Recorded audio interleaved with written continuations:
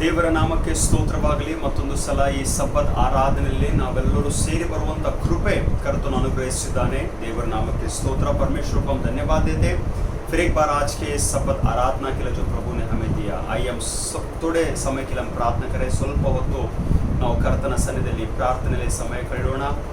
ದೇವರು ನಮ್ಮ ಈ ದಿವಸಗಳ ಸ್ಥಿತಿಗತಿಗಳ ಮಧ್ಯದಲ್ಲಿ ನಮ್ಮನ್ನು ದೃಷ್ಟಿಸಿ ನೋಡಲಿ, ನಮ್ಮ ಮೇಲೆ ತನ್ನ ಕೃಪೆ ನೀಡಲಿ, ನಮ್ಮ ಅಗತ್ಯಗಳನ್ನು ಪೂರೈಸಲಿ, ನಮ್ಮ ಜೊತೆಯಲ್ಲಿರಲಿ, ನಮಗೆ ಬೇಕಾಗಿರುವಂಥ ಎಲ್ಲ ವಿಷಯಗಳಲ್ಲಿ ದೇವರ ಸಹಾಯ ಕರ್ತನು ನಮಗೆ ಒದಗಿಸಲಿ ಎಂಬುದಾಗಿ ಪ್ರಾರ್ಥನೆ ಮಾಡೋಣ।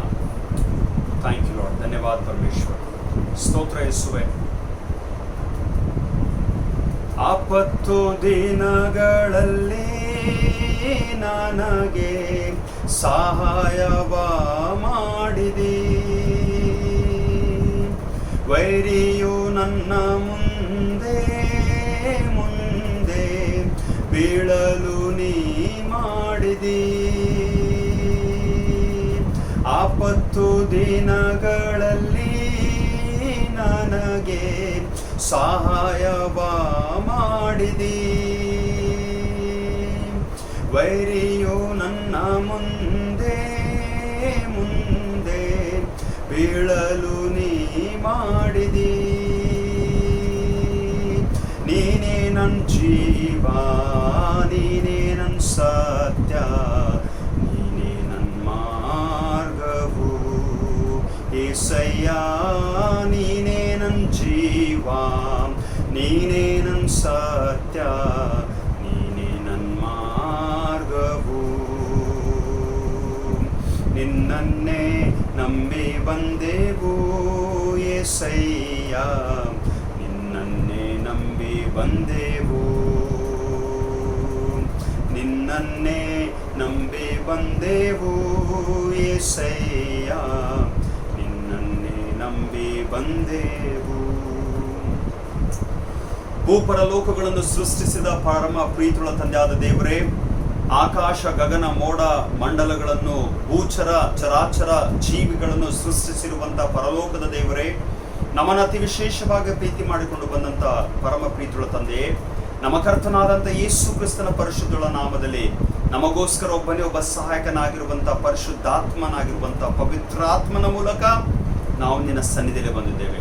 ಈ ದಿವಸದ ಸಬ್ಬತ್ ಆರಾಧನೆಗಾಗಿ ನಿನಗೆ ಸ್ತೋತ್ರ ಸ್ವಾಮಿ। ಈ ಘೋರ ವ್ಯಾಧಿಯ ಮಧ್ಯದಲ್ಲಿ ಸ್ವಾಮಿ, ಈ ಘೋರ ಕಷ್ಟ ಚಿಂತೆ ಕಷ್ಟಗಳ ಸಮಸ್ಯೆಗಳ ಮಧ್ಯದಲ್ಲಿ ಕರ್ತನೆ ಸ್ವಾಮಿ, ನೀನು ನಮ್ಮ ಜೊತೆಯಲ್ಲಿದ್ದು ನಮ್ಮನ್ನು ನಡೆಸಿದ್ದಕ್ಕಾಗಿ ನಿನಗೆ ಸ್ತೋತ್ರ ಸ್ವಾಮಿ। ಇಡೀ ಲೋಕದಲ್ಲಿ ಕರ್ತನೆ ಒಂದು ಭಯಂಕರವಾದಂಥ ಸ್ವಾಮಿ ಈ ಒಂದು ವ್ಯಾಧಿಗೆ ಇಡೀ ಲೋಕವೇ ಒಳಗಾಗಿ ಕಷ್ಟಪಡುವಾಗ ಕಣ್ಣೀರಿಡುವಾಗ ಕರ್ತನೆ ಸ್ವಾಮಿ, ನಮ್ಮನ್ನು ಇನ್ನೂ ಜೀವಂತವಾಗಿಟ್ಟಿದ್ದ ನಿನಗೆ ಸ್ತೋತ್ರವಾಗಲಿ। ಇಡೀ ಲೋಕದಲ್ಲಿ ಅನೇಕ ಜನರು ತಮ್ಮ ಪ್ರಿಯ ಜನರನ್ನು ಸ್ವಾಮಿ, ತಮ್ಮ ಆಪ್ತ ಸ್ನೇಹಿತರನ್ನು, ತಮ್ಮ ಬಂಧು ಬಳಗದವರನ್ನು ಕಳಕೊಂಡಿದ್ದಾರೆ ಕರ್ತನೆ ಸ್ವಾಮಿ। ಆದರೆ ನಾವು ಜೀವಂತವಾಗಿದೆ, ಆದರೆ ಅದು ನಿನ್ನ ಕೃಪೆ ಸ್ವಾಮಿ। ನೀನಿಟ್ಟಿರುವಂಥ ನಿನ್ನ ಆಲೋಚನೆ, ನಿನ್ನ ಒಂದು ಯೋಜನೆಗಳಿಗಾಗಿ ನಿನಗೆ ಸ್ತೋತ್ರ ಹೇಳುತ್ತೇವೆ। ಇನ್ನು ಜೀವಿಸುವುದು ನಾನಲ್ಲ, ಕ್ರಿಸ್ತನು ನನ್ನೊಳಗೆ ಜೀವಿಸುತ್ತಾನೆ ಎಂಬುದಾಗಿ। ಆದ್ದರಿಂದ ಈ ವಾಕ್ಯದ ಆಧಾರದ ಮೇಲೆ ನೀನು ನಮ್ಮೊಳಗಿದ್ದು ಸ್ವಾಮಿ, ನಿನ್ನ ವಾಕ್ಯಗಳು ನಮ್ಮೊಳಗೆ ವಾಸವಾಗಿದ್ದು ನಿನ್ನ ವಾಕ್ಯಕ್ಕೆ ತಕ್ಕಂತೆ ನಾವು ವಿಧೇಯರಾಗಿ ನಡೆಯುವಂಥ ಕೃಪೆ ಸ್ವಾಮಿ ನಮಗೆ ಕೊಡು ಎಂಬುದಾಗಿ ನಿನ್ನಲ್ಲಿ ಪ್ರಾರ್ಥಿಸ್ತೇವೆ। ಈ ದಿವಸ ಬೆಳಿಗ್ಗೆ ಕೇಳುವಂಥ ವಾಕ್ಯಗಳ ಮೇಲೆ ನಿನ್ನ ಆಶೀರ್ವಾದ ನೀಡು। ಮಾತನಾಡುವಂಥ ದಾಸು ನಾನಲ್ಲ, ಆದರೆ ನೀನು ನನ್ನ ಬಾಯೊಳಗೆ ಬಾಯಾಗಿ ಸ್ವಾಮಿ ನಮ್ಮೆಲ್ಲರ ಜೊತೆಲೆ ಮಾತನಾಡಬೇಕೆಂಬುದಾಗಿ ನಿನ್ನಲ್ಲಿ ಪ್ರಾರ್ಥಿಸುವಂತವರಾಗಿದ್ದೇವೆ। ತಂದೆ ದೇವರೇ, ನಮ್ಮ ಸ್ಥಿತಿಗತಿಗಳನ್ನು ಸರಿಪಡಿಸು। ಅನೇಕ ಕುಟುಂಬಗಳಲ್ಲಿ ಚಿಂತೆ ಉಂಟು, ಹಣದ ಕೊರತೆಗಳು ಉಂಟು ಸ್ವಾಮಿ, ಅನೇಕರು ಬಡತನದಲ್ಲಿದ್ದಾರೆ ಸ್ವಾಮಿ, ಅನೇಕರಿಗೆ ವಿಧ ವಿಧವಾದಂಥ ಸಮಸ್ಯೆಗಳು ಉಂಟು, ಇನ್ನೂ ಭಯದ ಆತ್ಮವು ಆವರಿಸಲ್ಪಟ್ಟಿದೆ ಕರ್ತನೆ ಸ್ವಾಮಿ। ತಂದೆ ದೇವರೇ, ನಿನ್ನ ಕೃಪಾ ಹಸ್ತವು, ಪರಿಶುದ್ಧಾತ್ಮನು, ಪವಿತ್ರಾತ್ಮನು, ಪವಿತ್ರ ಪ್ರಸನ್ನತೆಯು ನಿನ್ನ ಮಕ್ಕಳನ್ನು ಆವರಿಸಿಕೊಳ್ಳಲಿ ಸ್ವಾಮಿ। ಕ್ರೈಸ್ತ ವಿಶ್ವಾಸಿಗಳಲ್ಲಿ ಯಾರಾದರೂ ದುಃಖದಲ್ಲಿ ಕಣ್ಣೀರಿನಲ್ಲಿ ಇದ್ದಿದೆ ಆದರೆ ಅವರನ್ನು ಸಂತೈಸಿ ಸಮಾಧಾನ ಪಡಿಸಿ ಅವರಿಗೆ ಧೈರ್ಯ, ನೆಮ್ಮದಿ, ಫಲವನ್ನು ಕೊಡಬೇಕೆಂಬುದಾಗಿ ನಿನ್ನಲ್ಲಿ ಪ್ರಾರ್ಥಿಸ್ತೇವೆ ಸ್ವಾಮಿ। ಈ ಕೊರೋನಾ ವೈರಸ್ನ ಈ ಒಂದು ಕೋವಿಡ್-19 ರೋಗದಿಂದ ಸ್ವಾಮಿ ಅನೇಕರು ನರಳಾಡುವಂತ ಇರುವ ಸ್ಥಿತಿಯಲ್ಲಿರುವಾಗ ಕರ್ತನೆ, ಇನ್ನು ಅನೇಕರು ಆಕ್ಟಿವ್ ಸ್ಥಿತಿಯಲ್ಲಿರುವಾಗ ಕರ್ತನೆ, ಬಹಳ ಬೇಗನೆ ಅವರು ರಿಕವರ್ ಆಗಲಿ ಎಂಬುದಾಗಿ ಪ್ರಾರ್ಥಿಸ್ತೇವೆ ಸ್ವಾಮಿ। ಎಲ್ಲೆಲ್ಲಿ ಲೋಕದ ಕಡೆಯಲ್ಲಿ ಸ್ವಾಮಿ ಇದರ ಔಷಧ ಸಿದ್ಧತೆಗಳನ್ನು ಮಾಡಿಕೊಳ್ತಿದ್ದಾರೋ ಆ ಸೈಂಟಿಸ್ಟ್ಗಳಿಗೆ ಸ್ವಾಮಿ ನಿನ್ನ ಜ್ಞಾನ ತಿಳುವಳಿಕೆಯನ್ನು ಕೊಟ್ಟು ಈ ಔಷಧವನ್ನು ಉತ್ಪಾದನೆ ಮಾಡುವಂಥ ಕೃಪೆ, ಒಂದು ಜ್ಞಾನ ತಿಳುವಳಿಕೆ ಸ್ವಾಮಿ ನಿನ್ನ ಬರಮಾಡಬೇಕೆಂಬುದಾಗಿ ನಿನ್ನಲ್ಲಿ ಪ್ರಾರ್ಥಿಸ್ತೇವೆ. ನಮ್ಮ ಜೀವಿತವು ಮುಂದೆ ಸಾಗಬೇಕು ಸ್ವಾಮಿ. ಬದುಕುವಂತ ಆಸೆ ನಮಗೆ ತಿರುಗಿ ಪ್ರಾರಂಭವಾಗಬೇಕು. ನಿನ್ನನ್ನು ಆರಾಧಿಸಲಿಕ್ಕೆ, ನಿನ್ನ ಆಲಯಕ್ಕೆ ನಾವು ಹಿಂತಿರುಗಿ ಬರಬೇಕು ಸ್ವಾಮಿ. ಮಾರ್ಗಗಳನ್ನು ತೆರೆಯ ಮಾಡು ಸ್ವಾಮಿ. ದಾರಿಗಳನ್ನು ಸರಾಗ ಮಾಡು ಸ್ವಾಮಿ. ಸ್ಥಿತಿಗತಿಗಳನ್ನು ನಿನ್ನ ನಿಯಂತ್ರಣದಲ್ಲಿ ಇಡು ಸ್ವಾಮಿ. ಕಳಿಸುತ್ತಿರುವಂತ ಮಳೆಗಾಗಿ ನಿನಗೆ ಸ್ತೋತ್ರ. ಬದಲಾಗುತ್ತಿರುವಂತ ವಾತಾವರಣಕ್ಕಾಗಿ ಸ್ತೋತ್ರ. ಎಲ್ಲದರ ಮೂಲಕ ನಿನ್ನ ನಿಯಂತ್ರಣವನ್ನು ಸ್ವಾಮಿ ಈ ದೇಶದ ಮೇಲೆ, ರಾಷ್ಟ್ರಗಳ ಮೇಲೆ, ಪಟ್ಟಣಗಳ ಮೇಲೆ ಕರ್ತನೆ, ಇಡೀ ಲೋಕದ ಕಟ್ಟ ಕಡೆಯಲ್ಲಿ ಸ್ವಾಮಿ, ಎಲ್ಲೆಲ್ಲಿ ಈ ರೋಗವು ಸ್ವಾಮಿ ಅತಿ ಹೆಚ್ಚಾಗಿ ಕರ್ತನೆ ಕಾರ್ಯವಹಿಸುತ್ತಾ ಇದೆಯೋ ಸ್ವಾಮಿ, ನಿನ್ನ ನಿಯಂತ್ರಣವನ್ನು ವಹಿಸು ಸ್ವಾಮಿ. ಮುಂಬೈ ಪಟ್ಟಣಕ್ಕಾಗಿ, ಮಹಾರಾಷ್ಟ್ರಕ್ಕಾಗಿ ನಾವು ಪ್ರಾರ್ಥಿಸ್ತಾ ಇದ್ದೇವೆ ಸ್ವಾಮಿ. ಕೃಪೆ ನೀಡು, ಕರುಣಿಸು. ನಮ್ಮ ದೇಶ, ನಮ್ಮ ರಾಷ್ಟ್ರವನ್ನು ನೀನು ಕರುಣಿಸು ಎಂಬುದಾಗಿ ಪ್ರಾರ್ಥಿಸ್ತೇವೆ. ಕರ್ನಾಟಕಕ್ಕಾಗಿ ನಾವು ಪ್ರಾರ್ಥಿಸ್ತೇವೆ ಸ್ವಾಮಿ. ಇನ್ನು ಭಾರತ ದೇಶದ ಅನೇಕ ಪ್ರಾಂತಗಳಿಗಾಗಿ ನಾವು ಪ್ರಾರ್ಥಿಸ್ತೇವೆ. ಎಲ್ಲಾ ಸ್ಥಳಗಳಲ್ಲಿ ಸ್ವಾಮಿ ನಿನ್ನ ನಿಯಂತ್ರಣವನ್ನು ವಹಿಸು ಎಂಬುದಾಗಿ ನಿನ್ನಲ್ಲಿ ಬೇಡುತ್ತೇವೆ ಸ್ವಾಮಿ. ಕಾಯಿಲೆಯಲ್ಲಿ ಅಸ್ವಸ್ಥಲಿದ್ದಂಥವ್ರನ್ನು ಮುಚ್ಚು ಸ್ವಾಮಿ, ಗುಣಪಡಿಸು, ಆರೋಗ್ಯ ಕೊಡು ಎಂಬುದಾಗಿ ಬೇಡಿಕೊಳ್ಳುತ್ತೇವೆ. ವಾಕ್ಯವನ್ನು ಕೇಳುವಂತೆ ಪ್ರಿಯ ಮಕ್ಕಳ ಮೇಲೆ, ಈ ಕುಟುಂಬದವರ ಮೇಲೆ, ಗಂಡ ಹೆಂಡತಿಯರ ಮೇಲೆ, ಅವರ ಮಕ್ಕಳ ಮೇಲೆ ಸ್ವಾಮಿ ನಿನ್ನ ಆಶೀರ್ವಾದ ಇರಲಿ ಎಂಬುದಾಗಿ ನಿನ್ನಲ್ಲಿ ಪ್ರಾರ್ಥಿಸುವಂತವರಾಗಿದ್ದೇವೆ. ಘನ ಮಾನ ಮೇಮೆ ನಿನಗೆ ಸಲ್ಲಿಸುತ್ತಾ ಈ ಆರಾಧನೆಗಾಗಿ ನಿನಗೆ ಸ್ತೋತ್ರ ಹೇಳುತ್ತಾ ಯೇಸು ಕ್ರಿಸ್ತನ ಪರಿಶುದ್ಧ ನಾಮದಲ್ಲಿ ಪ್ರಾರ್ಥನೆಗಳನ್ನು ಬೇಡಿ ಹೊಂದಿದ್ದೇವೆ. Amen.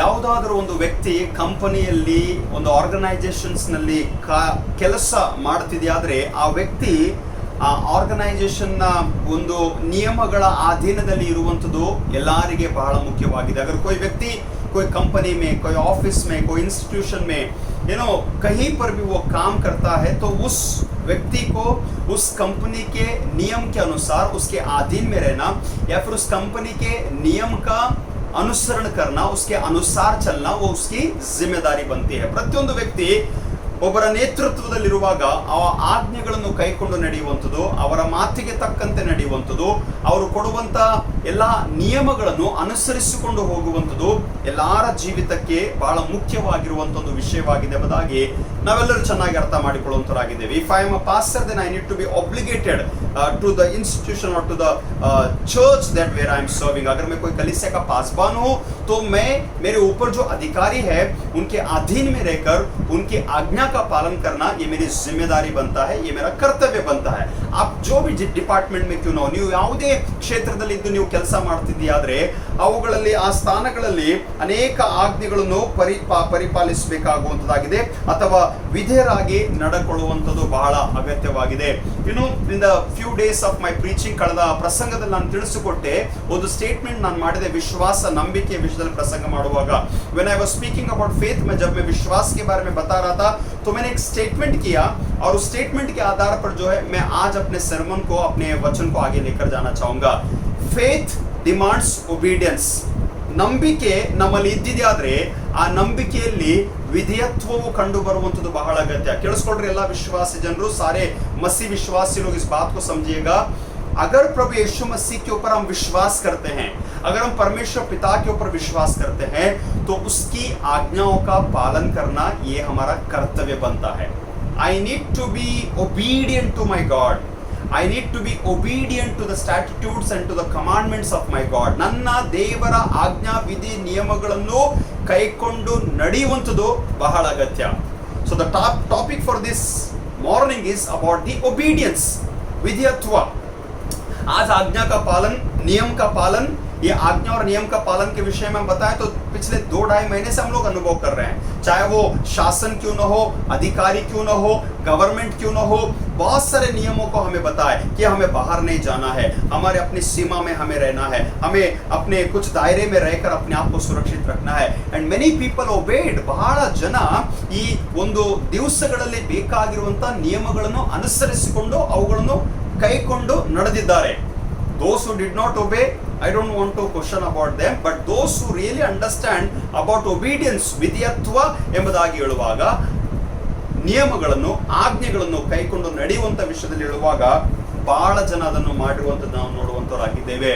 So in the midst of all this faith and spiritual life, ಈ ವಿಶ್ವಾಸ, ನಂಬಿಕೆ, ಆತ್ಮಿಕತೆ, ಭಕ್ತಿ ಎಂಬುದಾಗಿ ಹೇಳುವಾಗ ಮುಖ್ಯವಾಗಿರುವಂತ ಸಂಗತಿ, ದೇವರು ನಮ್ಮಿಂದ ಏನ್ ಬಯಸ್ತಾನೆ ಎಂಬುದಾಗಿ ಹೇಳುವಾಗ ವಿಧೇಯತ್ವವನ್ನು ಬಯಸುವಂತವನಾಗಿದ್ದಾನೆ. परमेश्वर जो है आज मसीह लोगों से, मसीह कलीसियाओं से वो एक की अपेक्षा करता है, चाहे हम कितनी आत्मिकता में हो, कितना भक्ति है, कितना विश्वास है, he expect his children to be obedient to him. परमेश्वर पिता चाहता है कि उसके बच्चे जो है उसके प्रति आज्ञाकारी रहे. This is very important. ಇದು ಬಹಳ ಮುಖ್ಯವಾಗಿದೆ. And that is why throughout the history of Israel अगर आप लोग देखेंगे तो हमें देखने को मिलता है कि बारंबार परमेश्वर अपने महान कार्य को कर रहा है, बारंबार उनके लिए रास्ता खोल रहा है, चमत्कारों को कर रहा है, आश्चर्य कर्मों को कर रहा है, शत्रुओं से उन्हें छुड़ा रहा है, रास्तों को खोल रहा है और मार्ग को उनके लिए बना रहा है. In the midst of all the goodness and faithfulness that God has shown to the people of Israel, ಎಲ್ಲಾ ತನ್ನ ಒಂದು ನಂಬಿಗಸ್ತಿಕೆಯನ್ನು ದೇವರು ಇಸ್ರಾಯೇಲ್ ಜನರಿಗೆ ತೋರಿಸಿದ್ದಾಗಲೂ ಇಸ್ರಾಯೇಲ್ ಜನರು ದೇವರ ಆಜ್ಞೆಗಳನ್ನು ಕೈಕೊಂಡು ನಡೆಯಲಿಲ್ಲ. ಇಸ್ರಾಯೇಲ್ ಜನರು ಅವಿಧೇಯರಾದ ಕಾರಣ ದೇವರು ಅವರನ್ನು ಶಿಕ್ಷಿಸುತ್ತಾ, ದಂಡಿಸುತ್ತಾ ಅನೇಕ ಸಲ ಶತ್ರುಗಳ ಕೈಗೂ ಒಪ್ಪಿಸಿಕೊಡ್ತಿದ್ದನೆಂಬುದಾಗಿ ವಾಕ್ಯದಲ್ಲಿ ನೋಡುತ್ತೇವೆ. पुराने नियम में हम देखते हैं बिकॉज पीपल ऑफ इजराइल परमेश्वर के प्रति आज्ञाकारी न होने की वजह से परमेश्वर उन्हें दंड देता था, परमेश्वर उन्हें लेसन सिखाता था, परमेश्वर उन्हें बहुत सारे शत्रुओं के हाथ में सौंपता था. Only because they were not obedient. क्योंकि वो बारंबार यहोवा परमेश्वर को, पवित्र परमेश्वर, सच्चा परमेश्वर को छोड़कर वो मूर्तियों की पूजा करते थे, अन्य देवताओं की पूजा करते थे. So in the sight of God obedience is very important from the life of believers. ವಿಶ್ವಾಸಿಗಳ ಜೀವಿತದಿಂದ ಈ ಒಂದು ವಿಧೇಯತ್ವವು ಬಹಳ ಮುಖ್ಯವಾಗಿರುವಂತಹ ಒಂದು ಅಂಗವಾಗಿದೆ. You know we see some of the pictures, ಕೆಲವು ಘಟನೆಗಳನ್ನು ನಾವು ನೋಡುತ್ತೇವೆ ಸತ್ಯವೇದದಲ್ಲಿ. ವಿಧೇಯತ್ವವನ್ನು ಡಿಫೈನ್ ಮಾಡಲಿಕ್ಕೆ, ತಿಳಿಸಲಿಕ್ಕೆ ನಾನು ಮುಂದೆ ಸಾಗುತ್ತೇನೆ. ಎಲೀಷನು ನಾಮಾನನಿಗೆ ಆದೇಶ ಕೊಟ್ಟ, ನೀನು ಯೊರ್ದನ್ ಹೊಳೆಯಲ್ಲಿ ಹೋಗಿ 7 ಸಾರಿ ಮುಳುಗಿ ಸ್ನಾನ ಮಾಡ್ಕೋ ಎಂಬುದಾಗಿ. he was not ready to go, he was not ready to go and dip. वो तैयार नहीं था जाने के लिए, लेकिन कहीं ना कहीं बाद में उसे एहसास हुआ, अगर मैं उस आज्ञा का पालन करूंगा तो शायद मैं चंगा हो जाऊंगा. And praise be to God, चाहे उसे समय लगा, उसे बुद्धि अकल आई, लेकिन नामान जाकर एलीशा के बात को माना और यर्दन नदी में उसने डुबकी लगाया. We also find about the life of Abram. ಅಬ್ರಾಮನ ಜೀವಿತದಲ್ಲಿ ನಾವು ನೋಡುತ್ತೇವೆ, ದೇವರು ಕೈ ಕೊಟ್ಟಂತ ಆಜ್ಞೆಗಳನ್ನು, ದೇವರು ತಿಳಿಸಿರುವಂತ ಮಾತಿಗೆ ತಕ್ಕ ಹಾಗೆ ಅಬ್ರಾಮನು ತನ್ನ ದೇಶವನ್ನು, ತನ್ನ ಜನರನ್ನು, ತನ್ನ ಊರನ್ನು ಬಿಟ್ಟು ದೇವರು ತೋರಿಸುವಂತ ದೇಶಕ್ಕೆ ಹೋಗ್ಲಿಕ್ಕೆ ಆತನು ಸಿದ್ಧನಾದನು. he had faith, he was a father of faith, but at the same time वो विश्वास का पिता था. लेकिन अब्राम जो है परमेश्वर के साथ चलते चलते उसने आज्ञा का पालन किया. मूसा भी परमेश्वर की आज्ञा का पालन किया और इसलिए परमेश्वर के कहने पर जो है वो इस्राएल लोगों को उस बंधन से छुड़ाने के लिए वो वहां पर चला गया करके हम लोग देखते हैं. यीशु मसीह भी कहते हैं वो 10 कोड़ियों को कि जाकर तुम याजक को दिखाओ. And so nicely it is understood, अगर वो कोड़ी या वो 10 लोग याजक को दिखाने के लिए नहीं जाते तो शायद अगर कहीं रुक जाते तो कहीं चंगे होते, तो होते या नहीं होते मुझे नहीं पता. बट इससे समझ में आता है they were obedient to the word of Lord Jesus Christ. ಕ್ರಿಸ್ತನ ಮಾತಿಗೆ ಆ ಕುಷ್ಠ ರೋಗಿಗಳು ವಿಧೇಯರಾದ ಕಾರಣ ಊರೊಳಗೆ ಹೋಗಿ ಯಾಜಕರಿಗೆ ತೋರಿಸ್ಕೊಳ್ಬೇಕೆಂಬುದಾಗಿ ಹೋಗೋಸೊಳಗೆ ದಾರಿಯಲ್ಲೇ ಅವರು ಸ್ವಸ್ಥರಾದರು ಎಂಬುದಾಗಿ ನೋಡುತ್ತೇವೆ.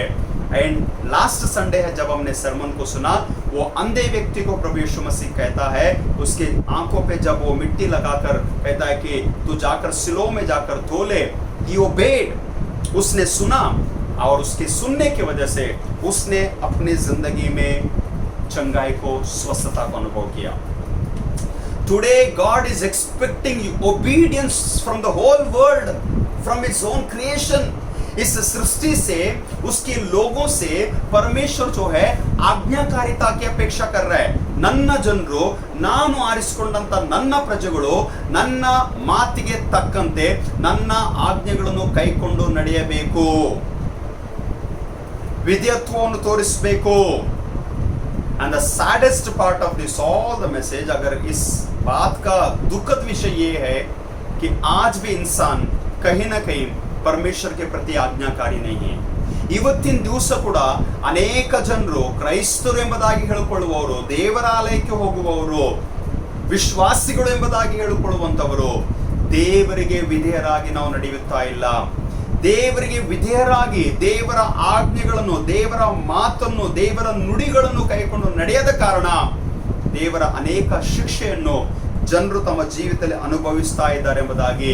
If I have to keep aside the human beings, अगर मनुष्यों को अगर मैं साइड में रखना है, तो आज इस टॉपिक के आधार पर मैं कुछ ऐसे जानवरों को, ऐसे पशुओं को, ऐसे पक्षियों को मैं आपके सामने लाना चाहूंगा जो यहोवा परमेश्वर की आज्ञा का पालन किया.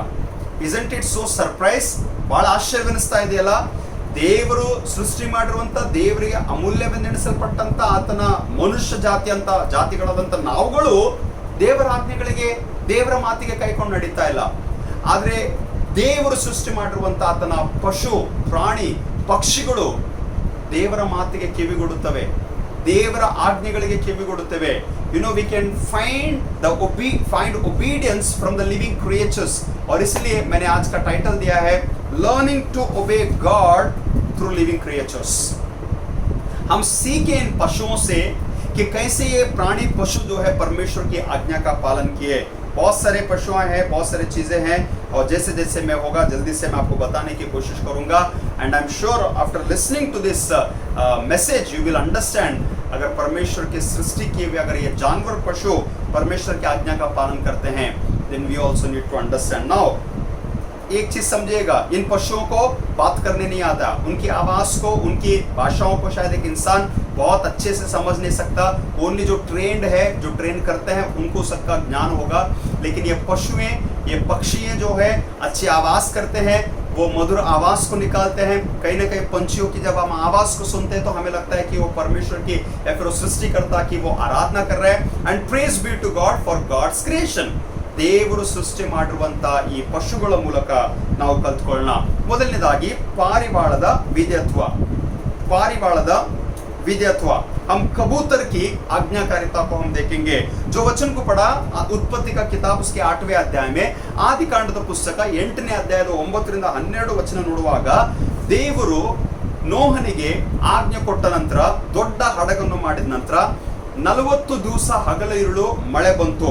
ಜಲಪ್ರಳಯದ ವೇಳೆಯಲ್ಲಿ ನೋಹನು ನಾವೆಯೊಳಗಿದ್ದನು. ಬರೀ ನೋಹನೇ ಇರಲಿಲ್ಲ, ನೋಹನ ಕುಟುಂಬವಿತ್ತು.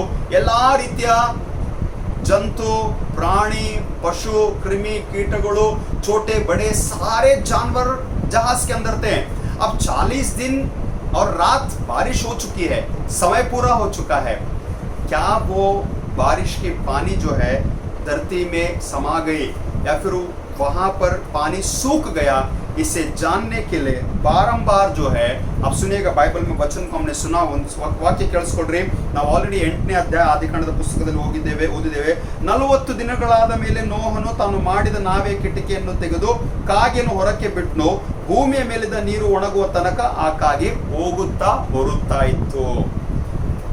ಅಭಿ ಕವ್ಯ के बारे में लेकिन आगे सुनिएगा अभी. ಹೀಗಿರಲಾಗಿ ನೀರು ಇಳಿಯುತ್ತೋ ಇಲ್ಲವೋ ಎಂದು ಹೇಳುವುದಕ್ಕೆ ನೋಹನು ಪಾರಿವಾಳವನ್ನು ಹೊರಕ್ಕೆ ಬಿಟ್ಟನು. ನೀರು ಭೂಮಿಯ ಮೇಲೆಲ್ಲೇ ಇರುವುದರಿಂದ ಪಾರಿವಾಳವು ಕಾಲಿಡುವುದಕ್ಕೆ ಸ್ಥಳವನ್ನು ಎಲ್ಲಿಯೂ ಕಾಣದೆ ತಿರುಗಿ ನಾವೆಗೆ ಬಂತು. ನೋಹನು ಕೈ ಚಾಚಿ ಅದನ್ನು ಹಿಡಿದು ನಾವೆಲ್ಲಿ ತನ್ನ ಬಳಿಗೆ ತೆಗೆದುಕೊಂಡನು. ನಾವು नोह ने उस कबूतर को भेजा और उसे जगह नहीं मिला कहीं पर पैर रखने के लिए, कहीं पर उसे कोई आसरा नहीं मिला. और बाइबल बताती है कि वो कबूतर जो है लौट कर आई और नोह ने हाथ बढ़ाया उस कबूतर को जहाज के अंदर वापस ले लिया. अब आगे वचन में लिखा है कि 7 दिन के बाद में वापस नोह जो है कबूतर को वापस उड़ाता है और बेचता है.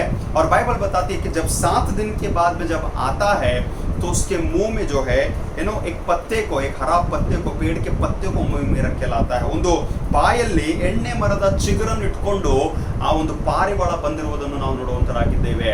And thirdly we say that again after some days when Noah sends कुछ दिनों के बाद में वापस जब नोहा उस कबूतर को बेचता है तो वो कबूतर लौट कर नहीं आता है. Now what is this small bird is doing? ये छोटा सा पशु क्या कर रहा है? एक छोटी सी पशु जो है वो कहीं ना कहीं परमेश्वर की आज्ञा का एक पालन करते हुए वो उस छोटे से पेड़ के पत्ते को अपने मुंह में रखकर जो है नोहा तक आकर एक शुभ समाचार दे रहा है. And the good news was the water is gone. ನೀರು ಒಣಗಿ ಹೋಗಿದೆ, ಭೂಮಿ ಒಣಗಿ ಹೋಗಿದೆ. ಒಂದು ಶುಭ ಸಮಾಚಾರವನ್ನು ಈ ಒಂದು ಪಾರಿವಾಳವು ತೆಗೆದುಕೊಂಡು ಬಂತು ಎಂಬುದಾಗಿ ನಾವು ನೋಡುವಂತವರಾಗಿದ್ದೇವೆ. I just wonder what if अगर क्या होता कि वो पहले टाइम में नहीं आता, दूसरे टाइम में अगर नहीं आता, इसका मतलब है कहीं ना कहीं वो पशु जो है, वो कबूतर जो है परमेश्वर की आज्ञा का पालन में लगा था। And that is why we need to understand कि एक और कबूतर को हम देखते हैं जब प्रभु यीशु मसीह का बपतिस्मा हुआ और पानी से बाहर निकल कर आया। बाइबल बताती है कि पवित्र परमेश्वर की आत्मा जो है कबूतर के समान प्रभु यीशु मसीह के ऊपर उतर कर आया। ದೇವರ ಆತ್ಮವು ಪಾರಿವಾಳದ ರೀತಿಯಲ್ಲಿ ಇಳಿದು ಬಂತು। ಆವಾಗ ಒಂದು ಆಕಾಶವಾಣಿ ಆಯಿತು, ಈತನು ಪ್ರಿಯನಾಗಿರುವ ನನ್ನ ಮಗನು, ಈತನು ನಾನು ಮೆಚ್ಚಿದ್ದೇನೆ ಎಂಬುದಾಗಿ। What a beautiful picture. A small dog, एक अच्छा कबूतर जो है वो परमेश्वर की आज्ञा का पालन कर रहा है, परमेश्वर की दृष्टि में बहुत ही प्रेशियस, बहुत ही कीमती ठहरा। And secondly let us go fast that we find about the obedience of crow, ಕಾಗೆಗಳ ವಿಧೇಯತ್ವವನ್ನು ನಾವು ನೋಡುವಂತವರಾಗಿದ್ದೇವೆ। कौवों की आज्ञाकारिता को। अब कौवे जो है काले हैं और उसे देखकर काव काव कहने से आ जाते हैं, या फिर काव काव कहने से कुछ लोग कौवों को उतना रेस्पेक्ट देते नहीं, उतना प्रेशियस फालतू जानवर नहीं बोलते, क्योंकि उस पंछी को या फिर उस पशु को या फिर उस बर्ड को कोई पालते नहीं है, घर में रखते नहीं है। ಕಾಗೆಗಳಂತ ತಕ್ಷಣ ಅದ್ರದ್ದೇನು ಅಷ್ಟು ವ್ಯಾಲ್ಯೂ ಕಾಣಲ್ರಿ, ಅದ್ರದ್ದು ಅಷ್ಟು ಬೆಲೆ ಇಲ್ಲ ಎಂಬುದಾಗಿ ನಾವು ಆಲೋಚನೆ ಮಾಡ್ಕೊಳ್ತೀವಿ। ಆದ್ರೆ ಕೇಳಿಸ್ಕೊಳ್ರಿ, ಮೊದಲನೇ ಅರಸುಗಳ ಪುಸ್ತಕ 17ನೇ ಅಧ್ಯಾಯದಲ್ಲಿ 5ನೇ ವಚನ ನೋಡ್ಲಿಕ್ಕೆ ಸಿಗೋದಾಗಿದೆ। ಎಲಿಯನ ಸಮಯ, ಆಹಾಬನೆಂಬ ಅರಸನಿದ್ದ। ಈಗ ದೇವರ ಕೋಪ ಜನರ ಮೇಲೆ ಬಂದ ಕಾರಣ ಎಲಿಯನು ಆಹಾಬನಿಗೆ ಹೇಳುವಂತವನಾಗಿದ್ದಾನೆ, ಬರುವಂತ ಕೆಲವು ವರ್ಷಗಳವರೆಗೆ ಮಳೆಯೂ ಬೀಳಲ್ಲ, मंजू बीळಲ್ಲ, ಒಂದು ದೊಡ್ಡ ಬರಗಾಲ ಬರುವಂತದಾಗಿದೆ। बहुत बड़ा अकाल आने वाला है और हम सभी लोग जानते हैं वो अकाल 3.5 साल तक आया और 3.5 साल तक कोई मेघ नहीं बरसा, कोई बारिश नहीं आया और पूरे राष्ट्र के लोग जो है उस अकाल के महामारी से गुजर गए करके हमें देखने को मिलता है। And in the midst of a great famine, ಇಂಥ ದೊಡ್ಡ ಬರಗಾಲದ ಮಧ್ಯದಲ್ಲಿ ದೇವರು ಯಾವ ರೀತಿಯಲ್ಲಿ ಎಲಿಯನನ್ನು ನೋಡಿಕೊಂಡು ಕಾಪಾಡಿದನೆಂಬುದಾಗಿ ಹೇಳುವಾಗ ಕೇಳಿಸ್ಕೊಡ್ರಿ, ದೇವರು ಎಲಿಯನಿಗೆ ಒಂದು ವಾಕ್ಯ ಹೇಳ್ತಾನೆ, ನೀನು ಯೋರ್ದನು ಹೊಳೆಯ ಆಚೆಯಲ್ಲಿರುವ ಕೆರೆ ಹಳ್ಳದಲ್ಲಿ ಅಡಗಿಕೋ, ಆ ಹಳ್ಳದ ನೀರು ನಿನಗೆ ಪಾನವಾಗಿರುವುದು, ಹಾಗೂ ನಿನಗೆ ಆಹಾರ ತಂದು ಕೊಡಬೇಕೆಂದು कागेಗಳಿಗೆ आज्ञापिಸಿದ್ದೇನೆ। हालेलुया। मैंने कौवों को आज्ञा दिया है कि वो तेरे लिए भोजन को लेकर आएंगे। और इसलिए आगे वचन में लिखा है, बाइबल बताती है कि परमेश्वर की आज्ञा के अनुसार वो कौवे जो है सुबह और शाम एलिया के सामने रोटी का टुकड़ा और मांस का टुकड़ा लाकर उसके सामने रखते थे, जिसे खाकर वो तृप्त होता था। अब सवाल ये उठती है, इतनी बड़ी महामारी या फिर अकाल के बीच में इन कौवों को कहां से रोटी मिलता, इन कौवों को कहां से वो मांस का टुकड़ा मिलता। And even in the midst of all that struggle, उन सारे समस्याओं के बीच में वो कौवे जो है, बाइबल बताती है कौवों को मैंने आज्ञा दिया है। कैन यू इमेजिन, परमेश्वर ने कौवों को आज्ञा दिया और वो कौवे जो है एलिया के सामने सुबह और शाम विदाउट फेल कुछ समय तक, कुछ दिनों तक जो है वो भोजन को लाकर रखते थे करके हम लोग देते हैं। सो ब्यूटीफुल, कौवे भी परमेश्वर की आज्ञा का पालन करते हैं। तीसरा हम देखते हैं जो मछली की आज्ञाकारिता को, मीन इन विधेयत्व, obedience of fish. And Bible says in book of Jonah chapter 1, ಮೊದಲನೇ ಅಧ್ಯಾಯ ಯೋನನ ಪ್ರವಾದನೆ ಗ್ರಂಥ 17ನೇ ವಾಕ್ಯದಲ್ಲಿ ನಾವು ನೋಡ್ತೇವೆ। हम सभी लोग को स्टोरी पता है, मैं लंबा नहीं बताना चाहूंगा। योना जो है परमेश्वर की आज्ञा का उल्लंघन किया। कैन यू इमेजिन, अब ये इंसान है, अब इसने परमेश्वर की आज्ञा का उल्लंघन किया। जहां पर परमेश्वर ने कहा कि तू निनवे जा, वो निनवे को न जाते हुए वो तार्शिश की ओर चलने लगा। और एक जहाज को चढ़कर जब तार्शिश को जा रहा था, ಯಾವಾಗ ಒಂದು ಹಡಗನ್ನು ಹತ್ತಿ ತಾರ್ಶಿಷ್ ಕಡೆಗೆ ಹೋಗುವಾಗ मध्यरात्रि ಒಂದು ದೊಡ್ಡ ಬಿರುಗಾಳಿ ಬಂತು। And we all know the story. And सभी लोग एक दूसरे के नाम पर चिट्ठी डालते हैं, और जब चिट्ठी डालते हैं तो वो नाम योना के नाम पे आता है।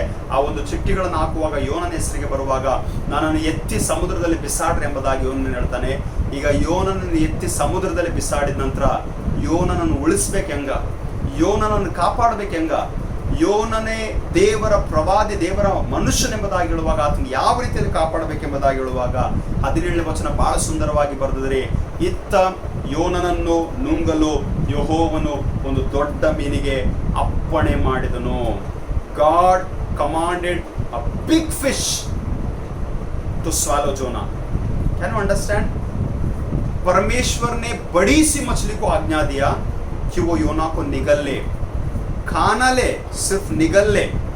और जब निगला तो हम क्या देखते हैं, हम सभी लोगों को पता है 3 दिन तक योना जो है उस मछली के पेट में था।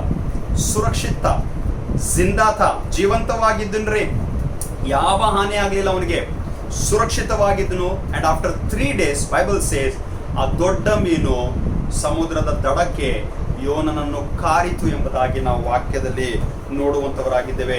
ಎಂತಹ ಶ್ರೇಷ್ಠ ದೇವರ್ರಿ, ಆತನು ಸೃಷ್ಟಿಸಿದ ಜೀವಿಗಳು, ಪಶುಗಳು ಕೂಡ ಆತನ ಮಾತನ್ನು ಕೇಳುವಂತದ್ದಾಗಿದೆ. 4ನೇದಾಗಿ ನೋಡುವಾಗ ಸಿಂಹಗಳ ವಿಧೇಯತ್ವ. We see the obedience of lion.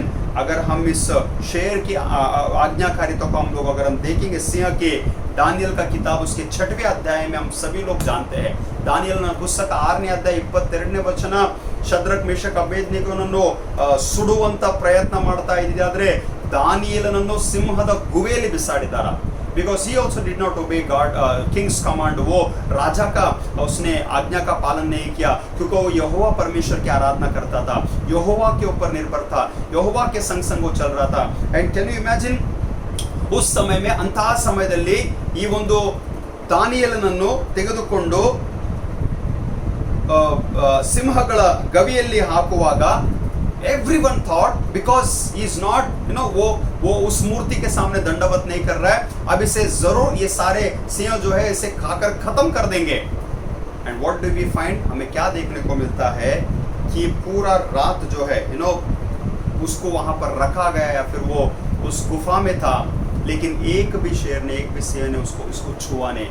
ಯಾವ ಸಿಂಹವು ಕೂಡ ಆತನನ್ನು ಮುಟ್ಲಿಲ್ಲ, ಆತನಿಗೆ ಹಾನಿ ಮಾಡಲಿಲ್ಲ ಎಂಬುದಾಗಿ. Why you know that chapter says 6ನೇ ಅಧ್ಯಾಯ 22ನೇ ವಚನ, ದಾನಿಯೇಲನ ಪುಸ್ತಕ, ನನ್ನ ದೇವರು ತನ್ನ ದೂತನನ್ನು ಕಳುಹಿಸಿ ಸಿಂಹಗಳ ಬಾಯಿಗಳನ್ನು ಬಂಧಿಸಿದನು. हालेलुया. मेरा परमेश्वर अपने दूतों को भेजकर जो है उन सिंह के मुंह को बंद कर दिया. I just wonder, I would say further एक और घटना में बताऊंगा कि ये जानवर भी यहोवा परमेश्वर के दूतों को देख सकते हैं, उनके उपस्थिति को देख सकते हैं, उनके बातों को वो सुन सकते हैं. एंड सो वंडरफुल, जब अगले दिन राजा आकर देखता है दानियल को कोई हानि नहीं हुई, वो जिंदा हुआ. जिस किसी ने भी उसके बारे में गलत फहमी फैलाई थी या फिर बोला था, उन लोगों को उठाकर जो है वो राजा उस गुफा में डाल देते हैं करके. ಆದ್ದರಿಂದ ಸಿಂಹಗಳು ಕೂಡ ದೇವರ ಪರವಾಗಿ ತಮ್ಮ ವಿಧೇಯತ್ವವನ್ನು ತೋರಿಸುವುದೆಂಬುದಾಗಿ. 5ನೇದಾಗಿ ನಾನು ಹೇಳ್ತೀನಿ, ಕತ್ತೆಗಳ ವಿಧೇಯತ್ವ ಅಥವಾ ಕತ್ತೆಯ ವಿಧೇಯತ್ವ. We find the obedience of donkey, गधे की आज्ञाकारिता.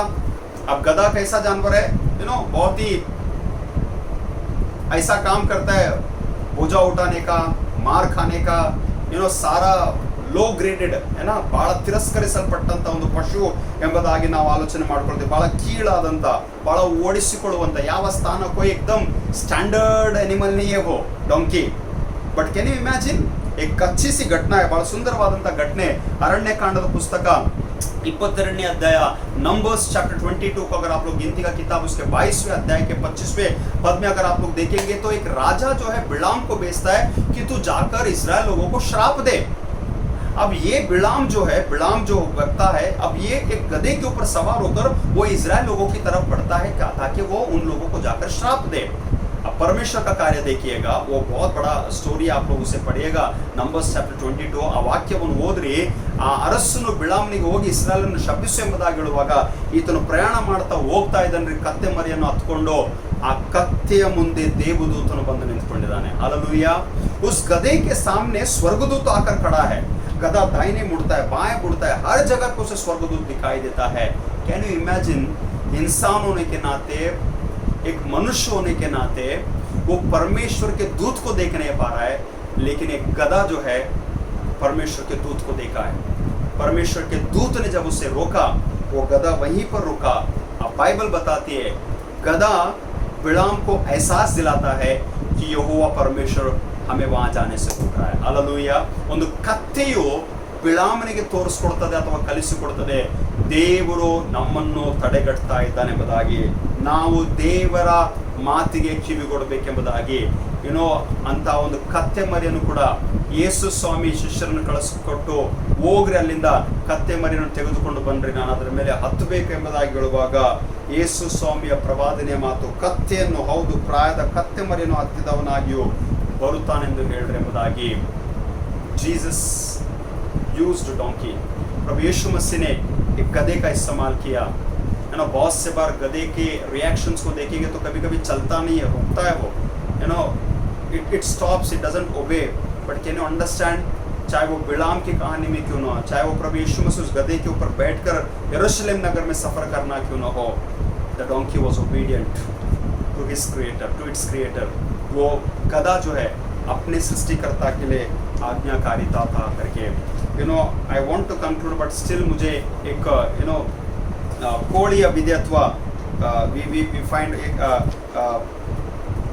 ಕೋಳಿಯ ವಿಧೇಯತ್ವವನ್ನು ನಾವು ನೋಡುತ್ತೇವೆ. I don't want to elaborate but still ಯೇಸು ಸ್ವಾಮಿ ಪೇತ್ರನಿಗೆ ಹೇಳಿರ್ತಾನೆ, ನೀನು ಕೋಳಿ ಕೂಗುವುದಕ್ಕಿಂತ ಮುಂಚೆ 3 ಸಲ ನನ್ನ ತಿರಸ್ಕಾರ ಮಾಡುತ್ತೆ ಎಂಬುದಾಗಿ.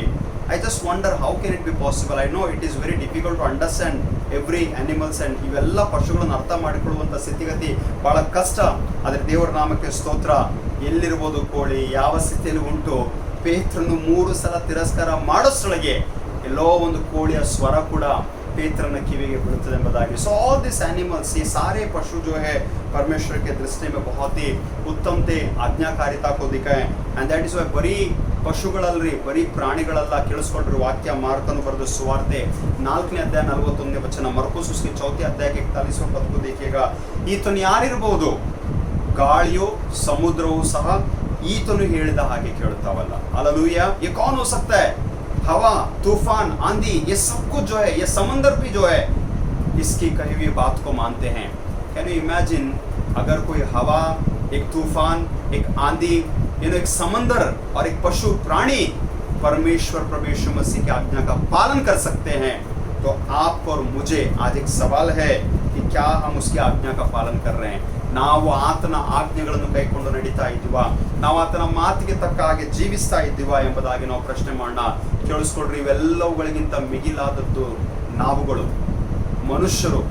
ಆತನ ಸೃಷ್ಟಿ, ತನ್ನ ಸ್ವಂತ ಸ್ವರೂಪ ಸಮಾನತೆಯಲ್ಲಿ ಸೃಷ್ಟಿಸಲ್ಪಟ್ಟಂತ ನಾವುಗಳು ಆತನಿಗೆ ವಿಧೇಯರಾಗಿ ನಡೆಯುವಂಥದ್ದು ಬಹಳ ಅಗತ್ಯ.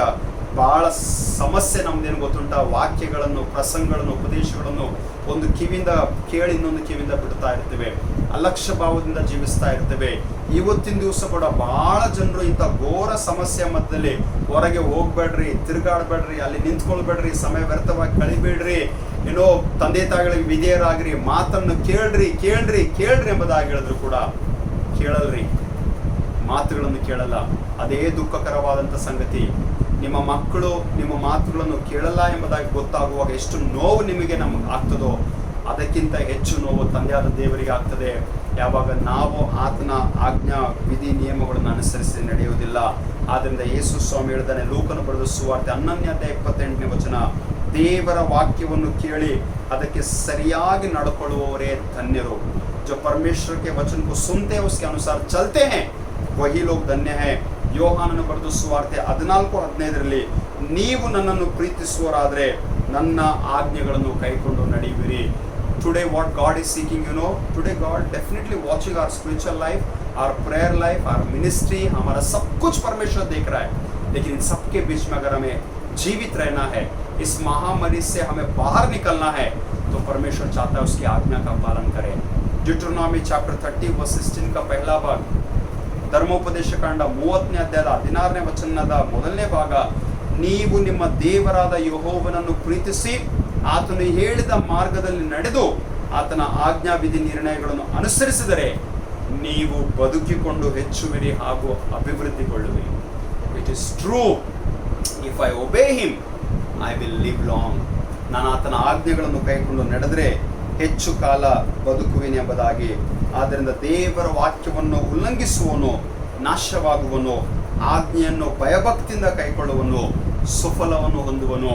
ಜ್ಞಾನೋಕ್ತಿಗಳ ಪುಸ್ತಕ 13ನೇ ಅಧ್ಯಾಯ 13ನೇ ವಚನ, Y many of the people don't see goodness, miracles and blessings in their life. क्यों? बहुत सारे लोग जो है, हो सकता है आपको बहुत सारे ब्लेसिंग्स मिला होगा, बहुत प्रॉस्परस लाइफ, लैविश लाइफ आप लोग जी रहे होंगे.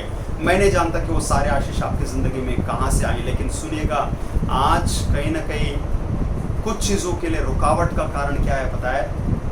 अनाज्ञाकारिता.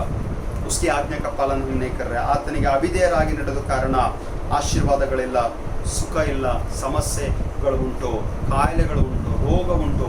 ಇಂಥ ಘೋರ ವ್ಯಾಧಿಯಲ್ಲಿ ಹಾದು ಹೋಗ್ತಾ ಇದ್ದೇವೆ. Only because of man's disobedience.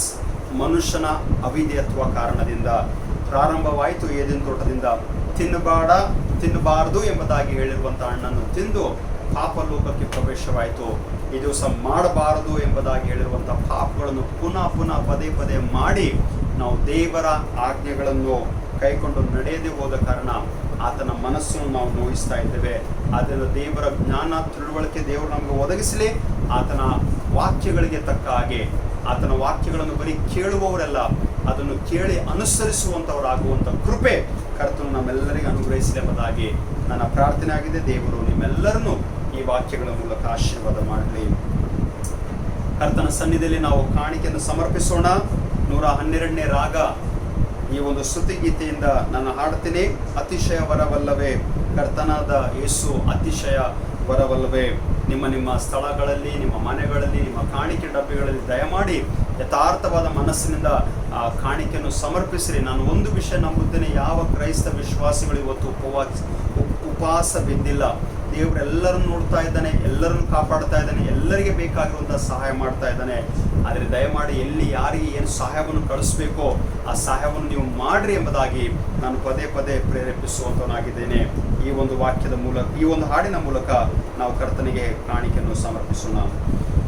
ಅತಿಶಯ ವರವಲ್ಲವೇ ಕರ್ತನಾದೇಸು, ಅತಿಶಯ ವರವಲ್ಲವೇ ಕರ್ತನಾದೇಸು, ಅತಿಶಯ ವರವಲ್ಲವೇ. ಮಿತಿಯಿಲ್ಲದ ದೇವಸುತನು ರಕ್ಷಕನಾಗಿ ಕ್ಷಿತಿಯವರೆಲ್ಲರಿಗೆ ಗತಿಯುಂಟು ಮಾಡಿದ್ದು. ಅತಿಶಯ ವರವಲ್ಲವೇ ಕರ್ತನಾದೇಸು, ಅತಿಶಯ ವರವಲ್ಲವೇ ಕರ್ತನಾದೇಸು, ಅತಿಶಯ ವರವಲ್ಲವೇ. ನರಕುಲದವರೆಲ್ಲರೂ ಪಾಪದಿಂದ ನರಕಪಾತ್ರರಾದರು, ಪಾಪದಿಂದ ನರಕಪಾತ್ರರಾದರು. ವರ ಮುಕ್ತಿ ಮಾರ್ಗವನರಿಯದೆ ಅಲೆಯಲು ಕರುಣೆಯಾದೇಸುವು ಪೊರೆಯೇ ಬಲಿಯಾದದು. ಅತಿಶಯ ವರವಲ್ಲವೇ ಕರ್ತನಾದೇಸು, ಅತಿಶಯ ವರವಲ್ಲವೇ ಕರ್ತನಾದೇಸು, ಅತಿಶಯ ವರವಲ್ಲವೇ. ಉತ್ತಮ ಭಾಗ್ಯಗಳ ಹೊಂದುವುದಕ್ಕೆ ಹೋದರು ಸಿಕ್ಕವು, ಹೊಂದುವುದಕ್ಕೆ ಹೋದರು ಸಿಕ್ಕವು. ಈ ತುರತ ಕ್ರಯವ ನಿತ್ಯ ಜೀವನಕ್ಕಾಗಿ ಊತನವನ್ನು ಹೊಂದಿ ಭಕ್ತರ ಪೊರೆದದು. ಅತಿಶಯ ವರವಲ್ಲವೇ ಕರ್ತನಾದೇಸು, ಅತಿಶಯ ವರವಲ್ಲವೇ ಕರ್ತನಾದೇಸು, ಅತಿಶಯ ವರವಲ್ಲವೇ. ಮಿತಿಯಿಲ್ಲದ ದೇವಸುತನು ರಕ್ಷಕನಾಗಿ ಕ್ಷಿತಿಯವರೆಲ್ಲರಿಗೆ ಗತಿಯುಂಟು ಮಾಡಿದ್ದು. ಪ್ರಾರ್ಥನೆ ಮಾಡೋಣ. ಎಲ್ಲ ಒಳ್ಳೆ ದಾನಗಳಿಗೆ ಮೂಲ ಕರ್ತನಾದಂಥ ಪರಮ ಪ್ರೀತಿಗಳ ತಂದೆ ಆ ದೇವರೇ, ನಿನ್ನ ನಾಮಕ್ಕೆ ಸ್ತೋತ್ರವಾಗಲಿ. ಮುಂಜಾನೆ ವೇಳೆ ನಿನ್ನ ಸನ್ನಿಧಿಯಲ್ಲಿ ಬಂದು ನಿನ್ನನ್ನು ಆರಾಧಿಸುವಂಥ ಕೃಪಾಶೀರ್ವಾದ ಕೊಟ್ಟಿದೆ. ನಿನಗೆ ಕೋಟಿ ಸ್ತೋತ್ರಗಳು ಸ್ವಾಮಿ. ನೀನೇ ಆಧಾರನು, ನೀನೇ ಸಹಾಯಕನು ಸ್ವಾಮಿ. ನೀನು ಸೃಷ್ಟಿ ಮಾಡುವಂಥ ಈ ಪಶು ಪ್ರಾಣಿ ಜೀವಿಗಳು ಕರ್ತನೆ ನಿನಗೆ ವಿಧೇಯರಾಗಿ ನಡೆದಿದೆಯಾದರೆ ಅವುಗಳಿಗಿಂತ ಮಿಗಿಲಾಗಿ ಶ್ರೇಷ್ಠಗಳು ಸ್ವಾಮಿ ನಾವುಗಳು. ಅವುಗಳಿಗಿಂತ ಶ್ರೇಷ್ಠ ಸ್ಥಾನ ನಮಗೆ ಕೊಟ್ಟಿದೆ. ಅವುಗಳಿಗಿಂತ ಉತ್ತಮವಾಗಿ ನಮ್ಮನ್ನು ಸೃಷ್ಟಿಸಿದೆ. ಅವುಗಳಿಗಿಂತ ಮಿಗಿಲಾಗಿ ನಾವು ನಿನ್ನ ದೃಷ್ಟಿಯಲ್ಲಿ ಯೋಗ್ಯರು ಕರ್ತನೆ. ಆದ್ದರಿಂದ ಸ್ವಾಮಿ ನಮ್ಮನ್ನು ಕರುಣಿಸು, ನಮ್ಮ ಮೇಲೆ ನಿನ್ನ ಕೃಪೆ ಇರಲಿ. ನಾವೆಲ್ಲರೂ ನಿನಗೆ ವಿಧೇಯರಾಗಿ ನಡೆಯುವಂತೆ, ನಿನ್ನ ಮಾತುಗಳಿಗೆ ತಕ್ಕಂತೆ ನಾವು ನಡೆಯುವಂತೆ ನಮಗೆ ಸಹಾಯ ನೀಡು. ನಿನ್ನ ಆಜ್ಞಾವಿಧಿ ನಿಯಮಗಳನ್ನು ಅನುಸರಿಸುವಂಥ ಕೃಪೆ ನಮಗೆ ಕೊಡು ಸ್ವಾಮಿ. ತಂದೆ ಆ ದೇವರೇ, ಸಮರ್ಪಿಸಿರುವಂಥ ಈ ಕಾಣಿಕೆಗಾಗಿ ನಿನಗೆ ಸ್ತೋತ್ರ. ಇದನ್ನು ಸ್ವೀಕಾರ ಮಾಡು, ಆಶೀರ್ವಾದ ಮಾಡು, ಹೆಚ್ಚೆಚ್ಚಾಗಿ ನಿನ್ನ ಸೇವೆಯನ್ನು ಉಪಯೋಗಿಸು ಎಂಬುದಾಗಿ ಪ್ರಾರ್ಥಿಸ್ತೇವೆ. ಯಥಾರ್ಥವಾದ ಮನಸ್ಸಿನಿಂದ ಕಾಣಿಕೆಗಳನ್ನು ಕೊಡ್ತಾ ಇದ್ದಾರೆ. ಅನೇಕ ಮಕ್ಕಳು ಸಭೆಗಳಿಗೆ ಕಾಣಿಕೆ ಕೊಡ್ತಾ ಇದ್ದಾರೆ ಸ್ವಾಮಿ. ಅನೇಕ ಮಕ್ಕಳು ಕಾಣಿಕೆ ಡಬ್ಬಿಗಳಲ್ಲಿ ಕಾಣಿಕೆಯನ್ನು ಸಮರ್ಪಿಸ್ತಾ ಇದ್ದಾರೆ. ತಕ್ಕ ಪ್ರತಿಫಲ ಕೊಡು, ತಕ್ಕ ಆಶೀರ್ವಾದ ಕೊಡು. ಮತ್ತು ಯಾರ್ಯಾರು ಬಡಜನ ಮಕ್ಕಳಿಗೆ ಸಹಾಯ ಮಾಡ್ತಾ ಇದ್ದಾರೆ ಸ್ವಾಮಿ, ಅವರಿಗೆ ಇನ್ನೂ ಹೆಚ್ಚಾಗಿ 2ರಷ್ಟು ಆಶೀರ್ವಾದಗಳನ್ನು ನೀನು ಉಂಟು ಮಾಡು ಎಂಬುದಾಗಿ ನಿನ್ನಲ್ಲಿ ಬೇಡುವಂತವರಾಗಿದ್ದೇವೆ. ಘನ ಮಾನ ಮಹಿಮೆ ಎಲ್ಲವನ್ನು ನಾವು ನಿನಗೆ ಮಾತ್ರ ಸಲ್ಲಿಸುತ್ತಾ ಯೇಸು ಕ್ರಿಸ್ತನ ಪರಿಶುದ್ಧ ನಾಮದಲ್ಲಿ ಪ್ರಾರ್ಥನೆಯನ್ನು ಬೇಡಿ ಹೊಂದಿದ್ದೇವೆ. ಆಮೇನ್. ಈ ದಿವ್ಯವಾದ ಪ್ರೀತಿಗೆ ನಾ ಬಾದಲೇನು ಕೊಡುವೆ,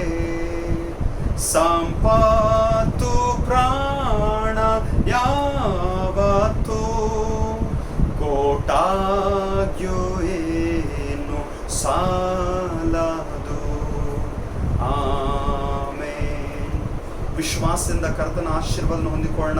ನಮ್ಮ ಕರ್ತನಾದ ಯೇಸು ಕ್ರಿಸ್ತನ ಕೃಪೆಯು, ತಂದೆಯಾದ ದೇವರ ಪ್ರೀತಿಯು, ಪರಿಶುದ್ಧಾತ್ಮನ ಅನ್ಯೋನ್ಯತೆ, ಸಹವಾಸವೋ, ಐಕ್ಯತೆಯೋ, ಪರಲೋಕದ ಶಾಂತಿಯು, ಸಮಾಧಾನವು, ಸಮೃದ್ಧಿಯ ಜೀವಿತವು, ಕ್ರಿಸ್ತನ ವಿಶೇಷವಾದಂಥ ಸಂರಕ್ಷಣೆಯು ನಿಮ್ಮಲ್ಲಿ, ನಿಮ್ಮ ಜೀವಿತದಲ್ಲಿ, ನಿಮ್ಮ ಕುಟುಂಬದಲ್ಲಿ, ಎಲ್ಲ ಕ್ರೈಸ್ತ ವಿಶ್ವಾಸಿಗಳೊಂದಿಗೆ ಇಂದಿಗೂ ಎಂದೆಂದಿಗೂ ಸದಾ ಕಾಲವು ನೆಲೆಗೊಂಡಿದೆ.